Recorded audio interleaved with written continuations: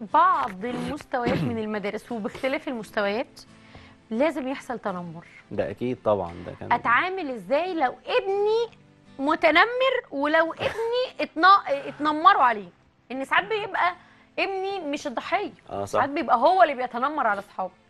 هو دي اصلا تقريبا صفات اساسيه في المدارس والطلبه امم والاطفال عموما، لان دي زي سلوك طفولي شويه. يعني الاطفال كلهم في سن معين، لحد سن معين، لحد ما يبدا النضج الفعلي وافهم هو انا ليه بتنمر وانا عندي ايه ومش عندي ايه.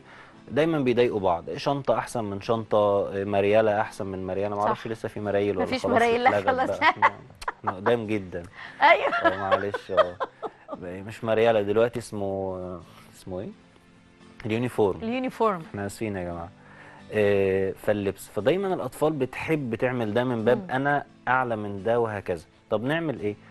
الحل ان انا دايما زي ما قلت لك كده، المدرسه والطفل او الابن، البيت هو المرايه بتاعه المدرسه.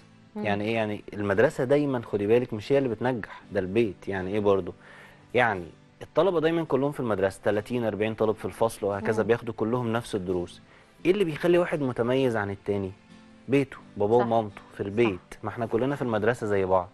ايه اللي بيخلي واحد جاي من بيت متميز؟ البيئه والبيت اللي هو جاي منه. طب نعمل ايه يعني؟ مم. باباه ومامته لو هو اللي بيتعرض للتنمر مثلا، لا ادعمه دايما مم. واحل الموضوع ده معاه هو، ازرع او اغذي ثقته بنفسه واكلمه كلام ايجابي. لا ما تقلقش، دول بيغيروا منك، بيهزروا معاك، دول اطفال، دول كذا، انت شاطر، شنطتك حلوه، لبسك حلو، شكلك جميل، شاطر وبتاع. ده بالنسبه لده. لازم برضو اخد موقف تاني في المدرسه، اروح اكلم المدرسين المسؤولين عن الكلام ده، المدير، خدوا بالكم من الطلبه دي وفلان وفلان. وفي حاجه جميله قوي في المدارس الايام دي، تقريبا في اخصائي اجتماعي واخصائي نفسي. دول موجودين في كل فيبداوا. المدارس على فكره يا جماعه، حتى الحكومه. ده جميل ودي يعني حاجه حتى حلوه. المدارس الحكومه بقى فيها دلوقتي